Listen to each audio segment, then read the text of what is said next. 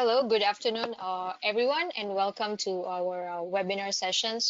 My team and I were glad that you all can join us for today. Today, we will talk about how businesses can boost their resilience through digital innovation during this pandemic crisis. So, before we begin, we'll just quickly introduce ourselves. So, my name is Liza. I'm business development lead for ESC and Blue Can Go. I've been helping companies develop and implement digital solutions across Singapore and Southeast Asia region.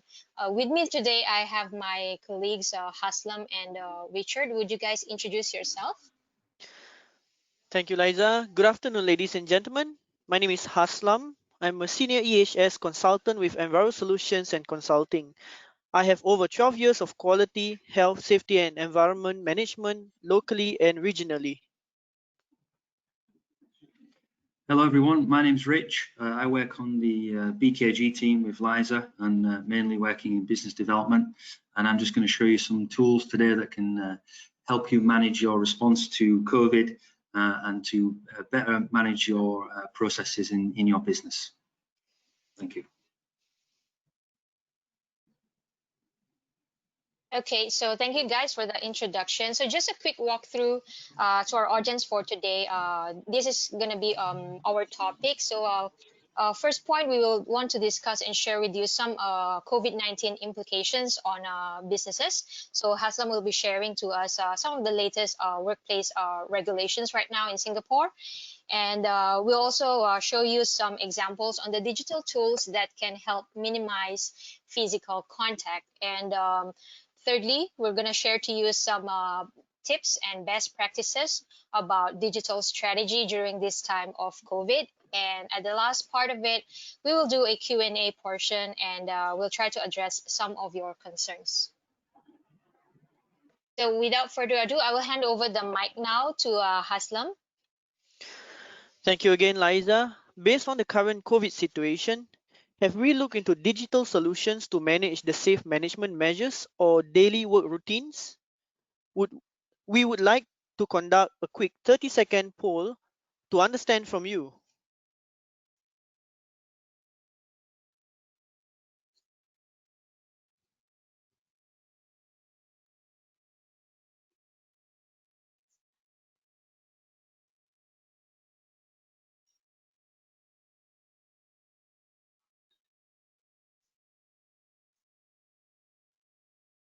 Okay, so for the last 10 seconds before we close the poll.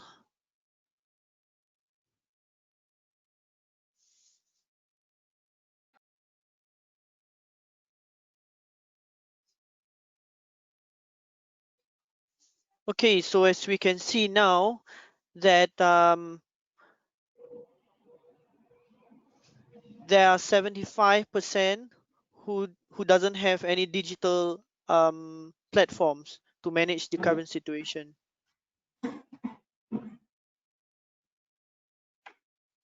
Again, I would like to say thank you for your time to complete the poll.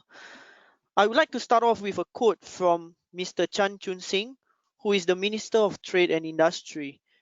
His quote is, "Setting up safe management measures will pay off for firms, speed up reopening of Singapore's economy."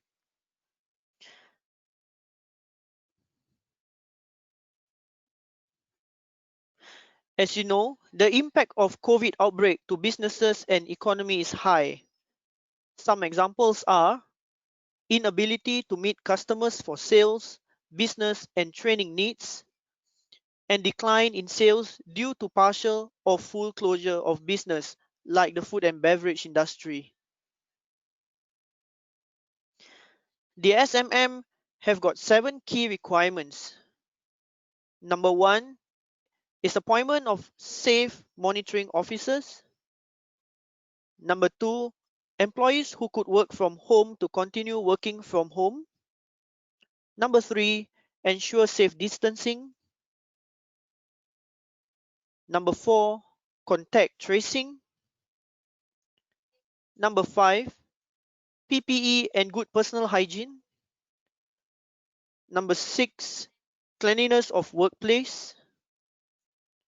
And last one, which is number 7, protocols to manage potential cases. So out of these 7, our consultancy have managed to implement digital-based approach for 5 points, which I'll explain in the next slide.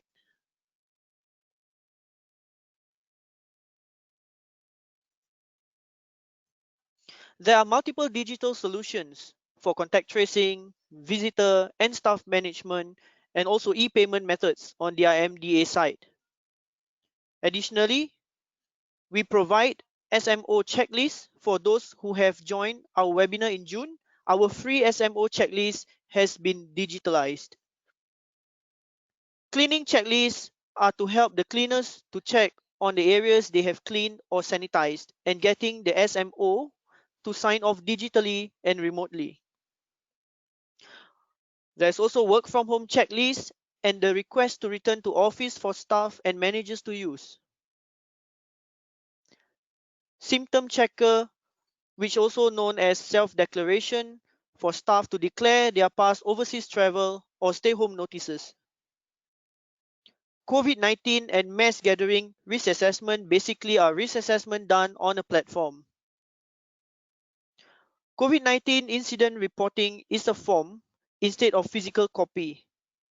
It is done on a platform which triggers alert to management immediately and follow-ups like corrective actions. Case management for managing multiple cases outbreaks. And SMM finding and corrective actions that you could trigger during inspections. Now I would like to hand over the presentation to Richard. Thanks a lot, Haslam. It's a good introduction. So what I'm going to show you guys is a couple of tools that we've invented from our office on the BKG platform, and they specifically relate to managing some of the new restrictions that have been sort of brought in because of COVID-19. So I'll just go through the sort of overview of what these tools do, and then we'll look directly at the tools on some videos that we've made for you guys. Right, so one thing that we need to be able to do now, because of COVID, but also was a useful thing anyway, is to be able to carry out missions on the move, but specifically with regard to COVID, is minimum physical interactions between colleagues. So we want to minimize our physical interactions.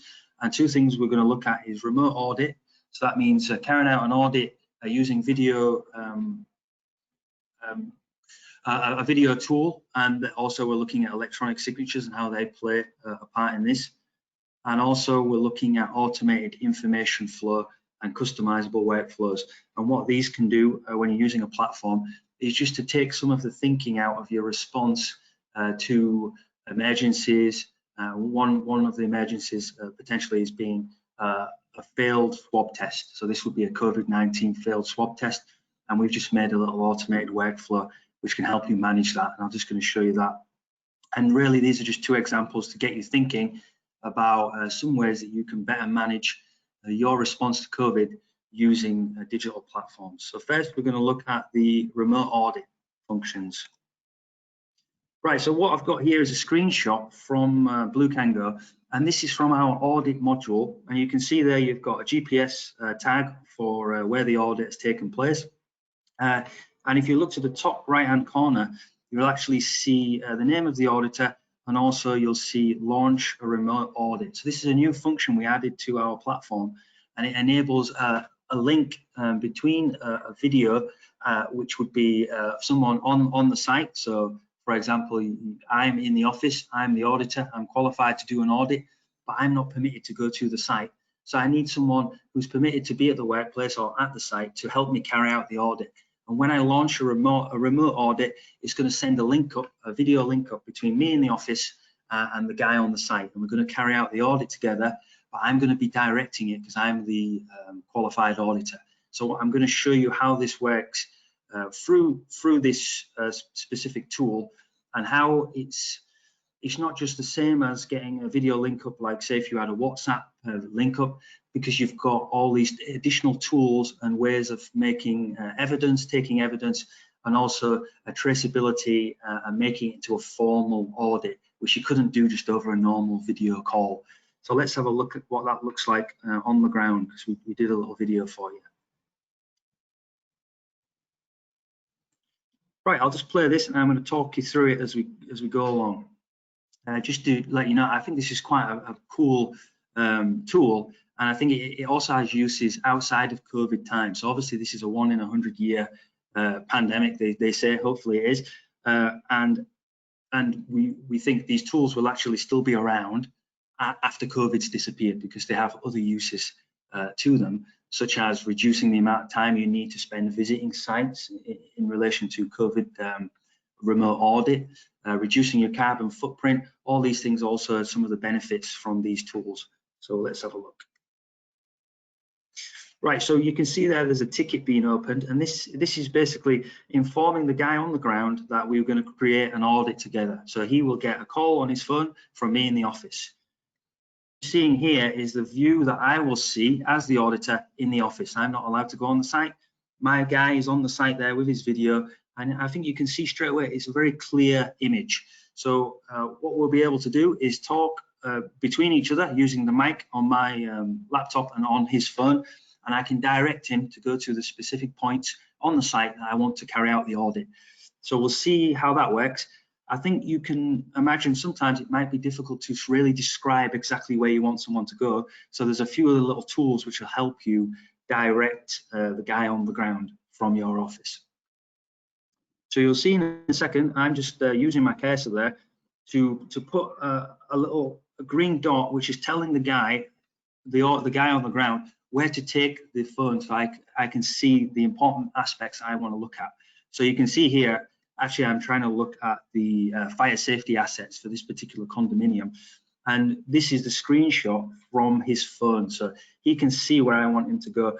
In this scenario, obviously it would be quite easy to tell, oh, I want you to go to the fire safety asset there, the hydraulics, but you can imagine in a factory it's a bit more complicated. You might not be able to exactly see or describe the point you want to go to, but you could use this and it will help direct the guy on the ground what you're talking about and what you need to see. Right, so we're going a bit closer now to that particular asset, obviously communicating over, and what I can do from my end is I can actually take a photograph, a screen grab of the video, and I'm controlling that. I'm not getting him to do it, I can do it remotely from where I am on my desk. So we're going to get him to go a bit closer, and you imagine you're inspecting, want to make sure, is it broken, is there any problem, does it have the right signage on there? And I've taken a screen grab, and what you'll see is come up on the right hand side, and on this viewpoint here, on the right hand side is the evidence I'm taking during the audit. And actually you can do GPS tag as well to prove, obviously, additional evidence to show this is where I've taken that picture, this is where the audit has taken place, and that can be inserted into your audit report after you've finished. So as well as that, you can actually start doing some tweaking on there on the pictures. You can, put some annotations. You can write some notes, all in real time as you're going through and carrying out the audit.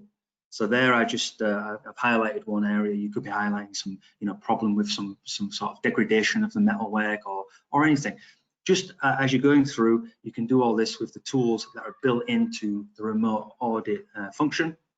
Then, when you finish the audit, all of the video that you've taken, all of the pictures that you've taken will be automatically downloaded onto the platform, and then they can be used as part of the audit report. So you've got a full suite of evidence to show that you went through, you did all of the things you needed to for your report, and also remember you're actually filling out the report form digitally as well whilst you're going through that from your desktop and your area of the platform. So you're getting everything done in one go, create an automatic report, and then it's all done. And you've, like I was saying, if you did this with just a normal video call-in application, you're not getting the type of evidence that you actually need for something as important as doing an audit. So that's just the first tool I've showed you. I really think that's quite useful, and we will see this develop and improve. In the coming years, it's going to be pretty good because I think it's quite useful even now. And that can be launched directly through the Blue Can Go platform now. Right, the next tool, I'll just go past that. is automated workflows. So what we're looking at here is to try and take some of the thinking out of responses to emergencies. And this is just one way we can use automated workflows, and we're looking at incidents basically. So I'll just start this video. This is a HR module we made, and it's specifically for COVID. So you'll see we've got work arrangements at the top right-hand side there, because you need to know when people are in the office, when they're not in the office, when they're on the work site. And we're doing different shift patterns to try and separate people out, all in a way to try and reduce the impact or reduce the chances of infection between people, and minimizing mixing between different teams. And we've got a work schedule we can put together there for this particular guy, it's Tony, who we're assigning him to various work schedule and work teams. And then we've got the important bit, which is called swab report. So this is the COVID-19 swab.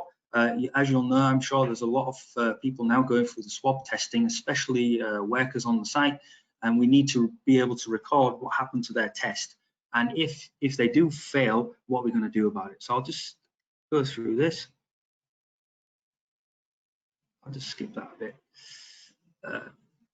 Right, so we're getting to the swab report now, and then we'll be doing saving the date of the test, which all of these things now become very important information. You need to be recording this. If you're doing it on a paper form, is it going to be lost? Are you going to go through the right process? Is it saved anywhere? You have to go and scan it. All of these things.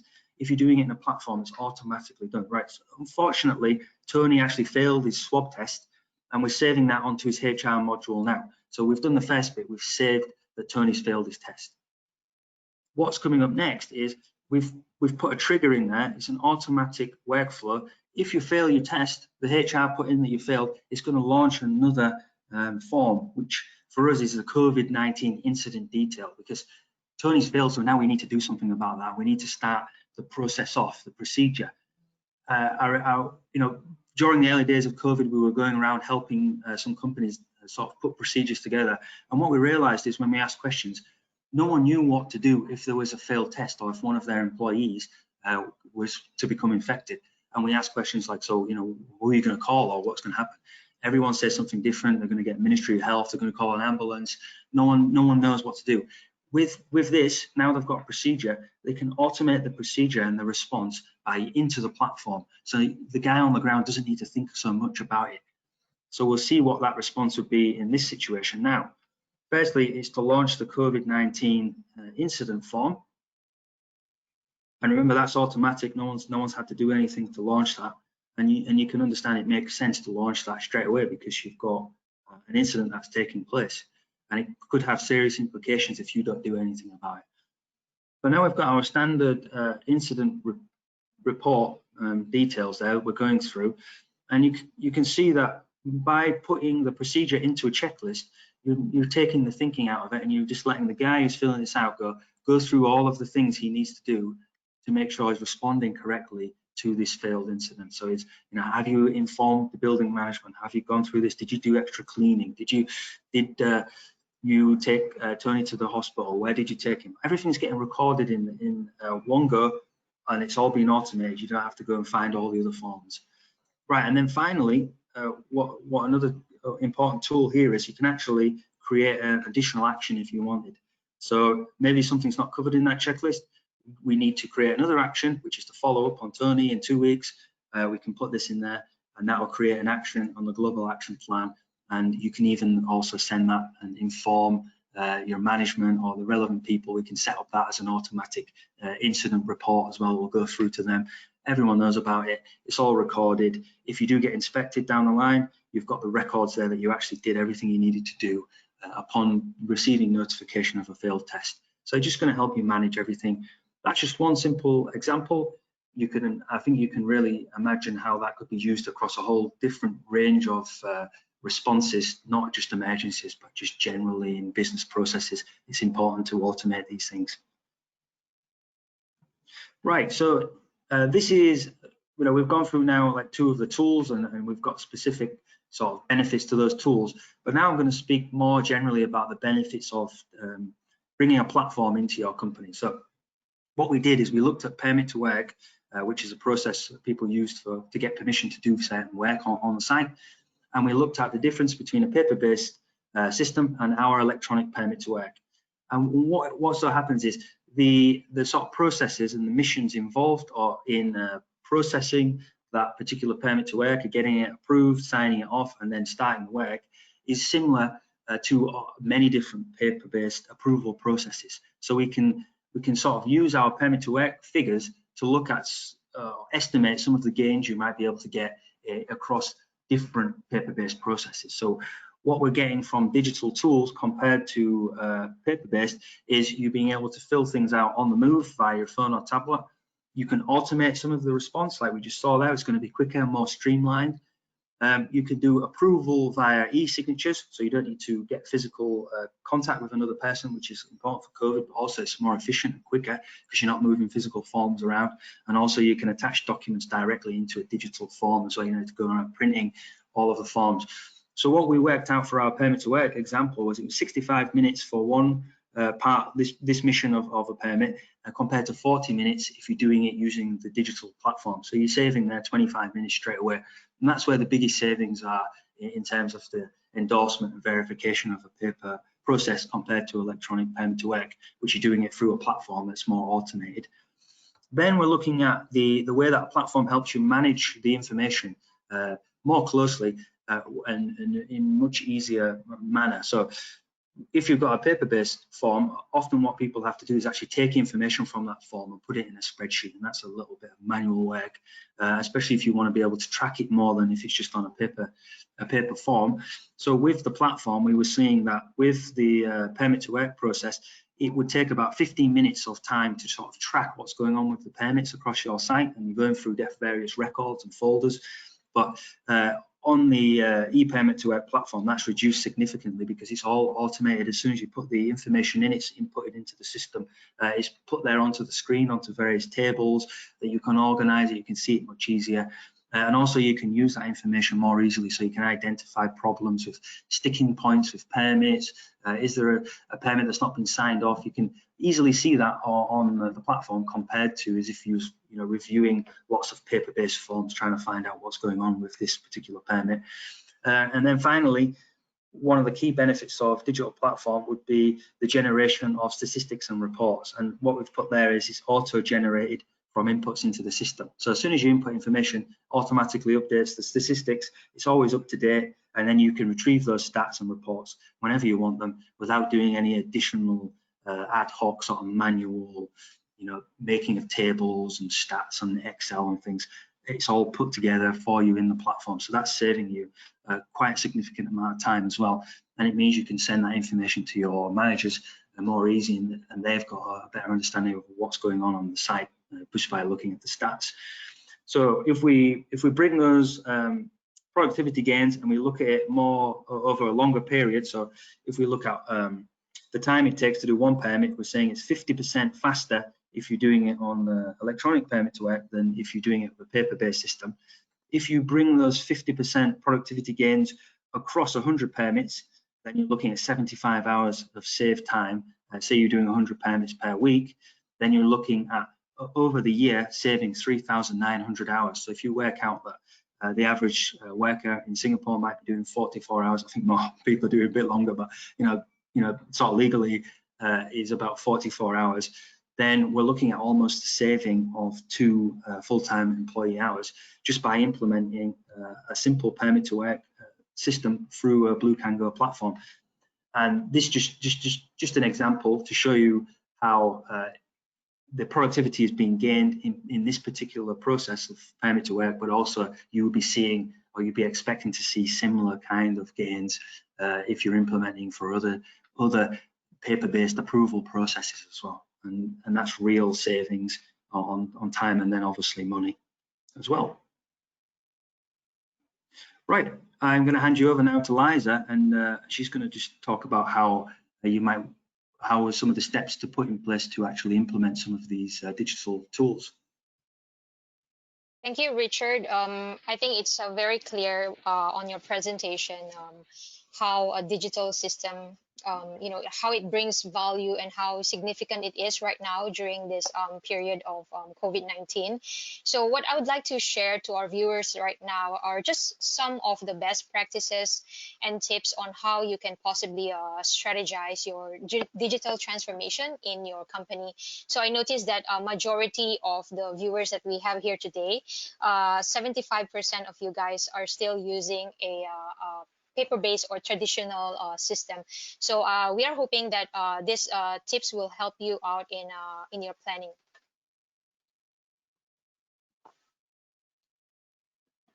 So for my first tip for you, evaluate the current state of your organization. So what this means is that firstly, you have to analyze and make an assessment. So you have to make a comprehensive change strategy by stepping back and evaluating the current situation in your company and the platforms that you are using. So when you actually do your assessment, you are gathering data and have an overall understanding of the processes in your company, right? So in this stage, I actually would like to highlight four aspects that is very important as well, and they have to be aligned when you are trying to gather your strategy for this one. So first up, you have to have your goal or your vision. So the question that you would like to ask yourselves is what is the organization's top priority? So are the communication frameworks in place? Is the strategy that you are building, is it for a short-term period or is it for a long-term? And the second aspect that you would like to consider is the people. So, of course, for the organization, they need to assign and organize the people or the teams who will take part in this and drive the change for the organization. And they also need to ensure that everyone is aligned to support this digital initiative. So when you have the right people to drive the change, you will know and understand what is needed. So when we are trying to assign this project, uh, this person should be able to handle employee pushback, someone who knows technology and trends. Why I say this, that someone needs to have be able to handle employee pushback, because not everyone in our company will be welcoming change. Not everyone is tech savvy. Not everyone is will be willing to learn from digital tools. So you need to find that person who can sell the idea to everybody else within the company. All right. So for the third aspect of the tip number one, I would like to highlight process. So you have to pick out the procedures to which you are weak. So you have to identify what are the processes that you need to digitize and which elements of the management systems are needed to be integrated. And the fourth key is the platform. You have to evaluate the existing tools or the platforms that you are currently using. So if your company is currently using a traditional paper system, you have to list down your pain points. And similarly, if you are currently using an existing platform or a software, is there anything that you need to check or areas that needs to be improved within that specific or existing platform? So when you have all these elements factored in for your step number one, you will know and understand how to organize and strategize your digital transformation. And having specific goals, it will actually help you plan for the next step. So that will actually lead me to our advice number two, which is outlining your digital roadmap outlining your digital transformation roadmap. So what this means is that you have to identify what is the digital initiative. So this step, you start taking action that aligns with the strategy and the business goals. So ideally, when a company invests in digital platforms, the management would like to see improvement or ensure that the cost that they put in will generate result or ROI. So I think the productivity gains that Richard showed earlier, I think is a very good example to show as a comparison of the number of man hours saved from paper-based system versus electronic. So imagine with the 75 hours of savings from each employee, most of you can do, you can focus on other important tasks of your job rather than being stressed out of having a lot of traditional system filing. You don't know where the documents go. It's very difficult to monitor. So for my third advice, or third best practice, we have established leadership. Why did I include leadership is because digital transformation, this is a top-down initiative, and it should be led with a vision from your CEOs, your chief technical officer, or your CIOs. So getting the top management involved in the buy-in process is actually very critical, because as I mentioned in the first step, you need to have the right people to drive the change. And when they are leading the efforts, it actually becomes effective and easier to roll out. So the people in the teams know which directions they should go. And actually, for COVID, one of the things that we all have learned is that many companies are poorly equipped with digital innovations. So I think in the past, most people, maybe they are, or maybe some companies, they are still holding back to bring digital innovations. But now with the pandemic, it sort of like became a wake up call for every company to adapt digital tools.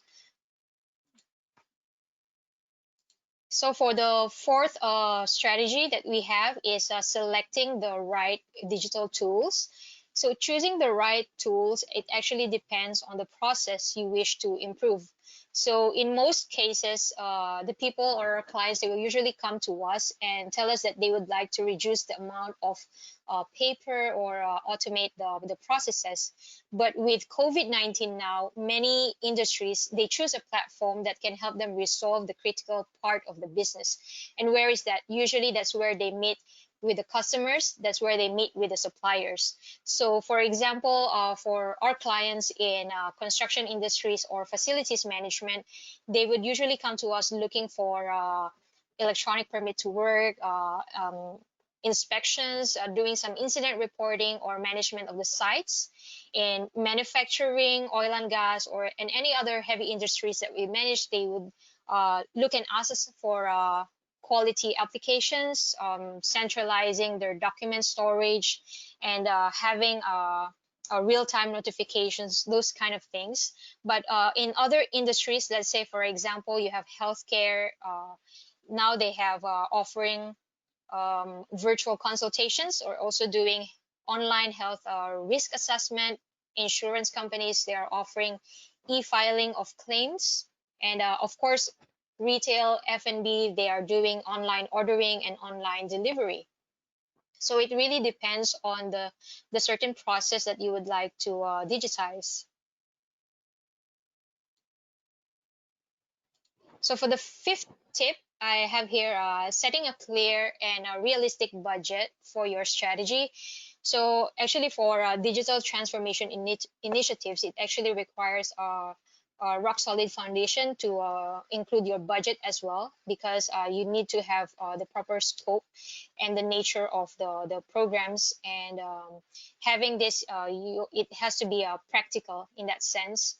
So if you're just starting this digital journey, you have to understand that there are a few factors that you should consider, and one of which is understanding the internal capabilities of the system that you intend to bring in for the company, and that it should align with the value or the vision of the company.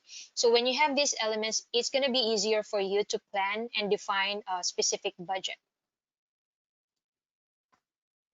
So the number six is empowering, educating, and training the employees. I included this one because one of the common reasons why digital transformation fail is because employees can't keep up with the change. And in relation to the earlier point I made regarding leadership, uh, executives, as I mentioned, they play an important role of selling the transformation idea across the company. So having this digital transformation, it won't be successful without having communication. So leaders, they can actually have an open discussion and with employees, and see what they would like to see in their digital improvement. So the leaders, they can actually bridge the gap between actual implementation of technology at the workplace, and when the digital transformation is underway, you continue to communicate and get feedback. So actually, for one of the main reason for digitalization is being able to grow employee engagement, being able to be efficient and productive, improving the journey between your employees, your customers, and your suppliers. So digitalization, in a way, it also helps us improve the quality of life. So those are my top 6 best practices for having a digital strategy. Okay, so for our next slide, what I would like to share is just some very short realization of what the COVID has taught us. So how has COVID-19 accelerated digital transformation? So actually, I think that was like a couple of weeks ago, there was this online meme that I saw on the internet, and I thought it's good to share on this platform because it made me realize something. So the question is, who led the digital transformation of your company? So the question in that meme was it the CEO of the company? Was it the CTO, Chief Technical Officer, or the IT department? Or was it C, COVID-19? I think for the answer for this one, right now, it's not surprising that COVID-19 became the key driver for this change. So if you ask this question to the companies before COVID time, you will usually hear from the employees that it is either the business leader, the IT department, or the assigned project manager that drives this change. But with the social restrictions brought about by the pandemic, we have seen that in as fast as 3 to 4 months, many businesses are accelerating their efforts to go digital. And if you closely observe this kind of behavior, this is all due to the major business disruption caused by the pandemic. And we've also seen that a number of companies who already shut down because of profit loss. And to see this kind of transition is quite amazing as well. And digitalization right now with the COVID is actually considered as one of the positive impact brought about by COVID-19. And I think generally what this message is trying to tell us is that before COVID-19, organizations are who resist embracing digital innovation, or they have failed in their initiatives, they are now at risk of being disrupted during this COVID-19.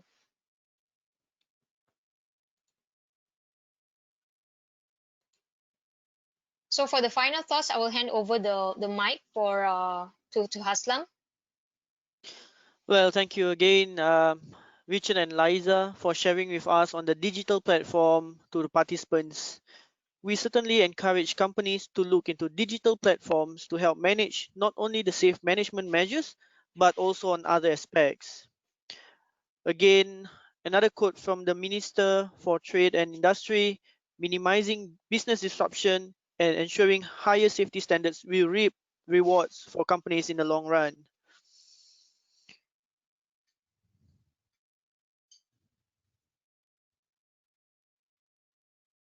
Okay, Hassan, thank you so much for that. We've reached now to our question and answer portion. For our participants, if you look at your dashboard panel, there is a questions box over there. If you have any questions to us, you can just simply type in and we will answer your questions. So let's just wait for at least 1 minute for the questions to come in. While we are doing that, while we're waiting for the participants to type in their questions, let me just remind as well our participants that after this session, there will be a survey form that will come up, and you could help us answer that for our next topic. All right, I think we have the first question already.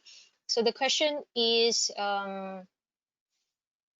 can your system record temperature and visitor or employee records? The question is from John. Richard, would you like to answer the question? All right, I think your mic is on mute. Can you hear me now? Yes. Yeah, sorry. Thank you. Yeah, so something we're doing with some clients now is actually integrating some of these sort of smart scanners that you're seeing everywhere on construction sites and also even in shops and stuff. We're integrating them into Blue Can Go via API. So what we can do is get that scanner to talk to Blue Can Go, and then when the temperatures, you know, automatically taken as someone goes into the work site, it will directly send it to the Blue Can Go platform. And then when it's in the Blue Can Go platform, we can use it in many different ways to, you know, like we saw before, automating things. We could potentially block people coming onto the site if their temperature's been above a certain amount. We can record that on the HR module, but we can make that link up between the scanners and our software. Obviously case by case, but it depends on the type of API that they're using for the scanners. But yeah, it's something that we've successfully done now.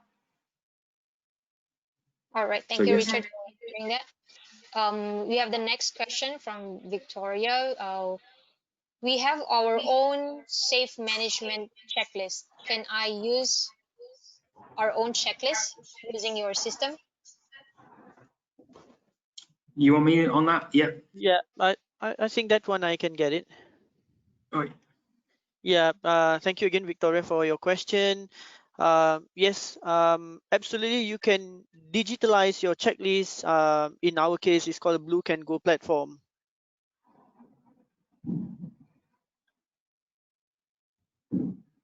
Okay. Yep. All right. For the next question that we have is that does the solution could be easily integrated into an existing management system? Yeah, I think I can answer that one again. For integration into management system, yes, but it depends if your management system or your integrated management system is digitalized or hard copy. For our system, which is the BKG, has an ability to EDI, electronic data interface, with your platform. If not, then you could have part digital on top of your hard copies. Okay, thank you, Haslam, for answering that question. We have another one that's come in right now. I think it pertains to the remote audit that Richard showed a while ago. How does the remote auditor contact the person on site? Well, that's done via a ticket system within a third-party app that's linked to Blue Can Go. So basically, you can schedule a time, and it will automatically call the guy in the field to make the connection, or you can do it as ad hoc. So you've already arranged that, you know, that guy's going to be on the site, and then you can make the link to his phone. And it's done, you know, very easily via the emails and also by SMS as well. Okay, very thank simple you, to Richard, use. for answering. Pretty good tool. Okay, I think there's a question from Gary. Any government grant for BKG? I think I can answer for this one. Currently, we are not a pre-approved vendor, but I believe there is an EDG grants which the companies can try to apply, but of course that will still be subject for approval. Okay, so thank you for that question, Gary. Let's see if we have another one. Do you provide the package to companies with video learning, or are your consultants who digitize for companies? It's not our consultants who digitize for the companies. We actually have software engineers from Blue Can Go. So we have people from Singapore and people from France who actually work together to build platforms for our clients. And I think to address the first question to that is whether we provide video learning. Yes, it can be arranged. Can I just come in on that as well? Just Oh, yes. so how it sort of makes sense for an environmental consultancy to also be sort of involved in the software is because there's so many overlaps with our client needs. So what the team, like where Haslam works, what he can do is actually he can sort of design and help you put in certain procedures or your integrated management system. Maybe you'll start off on a paper-based copy, but once he's designed it and put it together for you, then we can go to the next stage and start digitizing it. So that's where the overlap can be, and that's one of the added sort of benefits of being able to deal with a consultancy and a software company in the same time. You don't need to do it separately. Okay, thank you, Rich. I think we can. There's one more final question that maybe we can say for this one. It's from Kelvin. It says, I suppose there is an assessment of the audits question, which that it helps, and the dormitories tracking and swab processes, integrating them. Yeah, so I mean, what a lot of our clients are telling us is they don't want to use multiple different platforms. They want to be able to just use one, or really limit the number of things they have to log into. And this is the beauty of Blue Kango, is because it can be integrated together with other things like the Smart Touch or the temperature scanners. You're taking away the need for another sort of portal or another viewing area for the results of the scanning by just implementing it all together into the platform. So with the QR code, I mean, look, that's the government safe entry system I think you're talking about, and they put that out pretty quick, and I think they wanted to sort of manage that as a government-wide initiative, and it seems to have made sense for that. There would be potential for us to integrate that, into Blue Kango, but we're not doing that currently because that's sort of being implemented by the government, boards, I think, as like a mandatory government-wide exercise, right? But we can do QR codes with BKG, so yeah, I think it would be possible to do. Thank you, Richard. So I guess our time is almost up. I think we need to wrap this webinar session. So before we end this meeting, let me just move. Can you switch, Rich, to the next slide, please? All right, so before we end the call, so I just want you to know that we have this software called Blue Kango. So we've been around in the market for almost 20 years, and we cater to different industries from healthcare, construction, manufacturing, and many other more. So we're currently being used by more than 1.3 million users around the globe. Next slide, please. All right, so about us, ESC, Enviro Solutions and Consulting, we're a leading environment safety and risk consultancy in Asia. So we have offices in Singapore, Malaysia, Indonesia, and Hong Kong. And if you need any advice about EHS, we're doing air quality and noise management. We will leave our contacts to the next slide.